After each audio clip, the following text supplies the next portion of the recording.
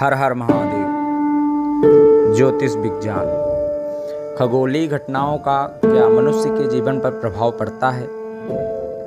यदि हम यत पिंडे तत् ब्रह्मांडे या यत ब्रह्मांडे तत् पिंडे के सूत्र को मान्यता देते हैं तो इसका अर्थ होता है कि समस्त ब्रह्मांड बहुत गहरे तक एक दूसरे से जुड़ा हुआ है।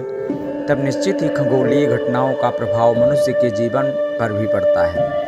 ये बिल्कुल वैसे ही है जैसे हमारे परिवार में घटित होने वाली किसी भी घटना का प्रभाव पूरे परिवार पर पड़ता है और परिवार का प्रत्येक सदस्य अपनी प्रकृति के अनुसार प्रतिक्रिया व्यक्त करता है। वैसे ही ज्योतिष एक ऐसा ही विषय है जिसके माध्यम से व्यक्ति विश्व, चर, अचर इत्यादि पर खगोलीय घटनाओं से पड़ने वाले प्रभाव को जानने, समझने, अनुमान लगाने का प्रयास विभिन्न ज्योतिर्विद करते हैं। क्योंकि ब्रह्मांड का विस्तार अनंत है, इसलिए स्वाभाविक है कि ज्योतिष का विस्तार भी अनंत है, क्योंकि इसका संबंध ही ग्रह नक्षत्रों से है। इसलिए ज्योतिष को पूर्व के विद्वानों ने ज्ञान, विज्ञान, कला व सिद्धि की मान्यता प्रदान की है। ये बिल्कुल जैसा ही है जैसे साक्षर होने का अर्थ शिक्षित होना नहीं होता, शिक्षित होने का अर्थ ज्ञानी होना नहीं होता।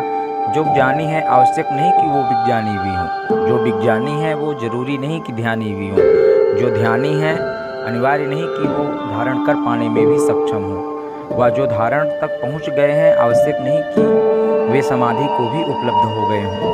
ऐसी ही ज्योतिषीय ज्ञान होने और ज्योतिषिद्ध होने में भी अंतर होता है।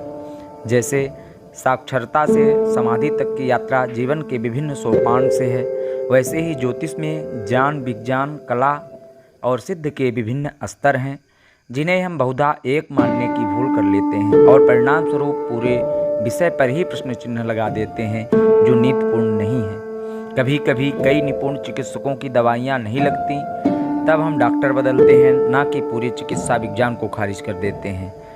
दक्ष इंजीनियरों के कई प्रयोग फेल हो जाते हैं, कुशल समाजशास्त्रियों, राजनीतिज्ञों का अनुमान फेल हो जाता है, प्रसिद्ध स्टॉक ब्रोकर्स का गणित ध्वस्त हो जाता है, लेकिन इसके बाद भी हमारा विश्वास यंत्र विज्ञान, तंत्र विज्ञान, स्टॉक मार्केट पर बना रहता है। लेकिन जब बात ज्योतिष की आती है तब हम किसी ज्योतिषी की असफलता को ज्योतिष की असफलता मानकर पूरे ज्योतिष विज्ञान को ही खारिज कर देते हैं, उसकी विश्वसनीयता पर प्रश्न चिन्ह लगा देते हैं।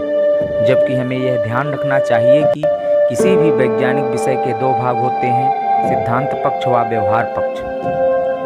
कुछ ज्योतिषी मात्र सिद्धांतों पर जमे रहते हैं, इसलिए उनकी ज्योतिषीय घोषणाएं विषय के सैद्धांतिक पक्ष को ध्यान में रखकर होती हैं।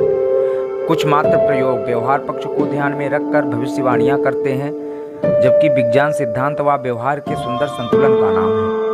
स्वभावगत मनुष्य या तो अतीत में रहता है या भविष्य में, इसलिए हमारा सामाजिक ढांचा परंपराओं और योजनाओं पर आधारित है। इस सत्य को हम जानते हैं कि कितना ही शक्तिशाली व्यक्ति क्यों न हो, वो अपने अतीत को नहीं बदल सकता, किंतु भविष्य को अवश्य संवार सकता है। इसलिए हम ज्योतिषियों के पास जाते हैं ताकि हम दिशा निर्देश हमें अच्छे से मिल जाए, हमें वर्तमान में क्या करना चाहिए जिससे हमारा भविष्य स्वर्णिम हो सके।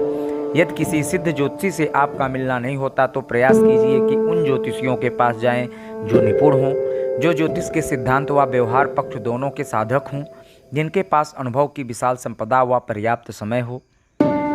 मान लीजिए यदि ऐसे किसी ज्योतिषी से आपका संपर्क नहीं होता है, तब भी आपको निराश होने की आवश्यकता नहीं है। यहाँ पर कई ऐसे सारे लोग हैं जो अनुभवजन्य सत्य है कि सभी प्रकार की बिगड़ी को बनाने की शक्ति कृपा में ही होती है। तो सेवा, समर्पण, सद्भाव के मार्ग पर शालीनता से चलते हुए किसी सिद्ध संत, अपने गुरुदेव, अपने माता पिता, सज्जन मित्र या मालिक परम पिता परमात्मा की कृपा प्राप्त करने का प्रयास कीजिए। ये कृपा का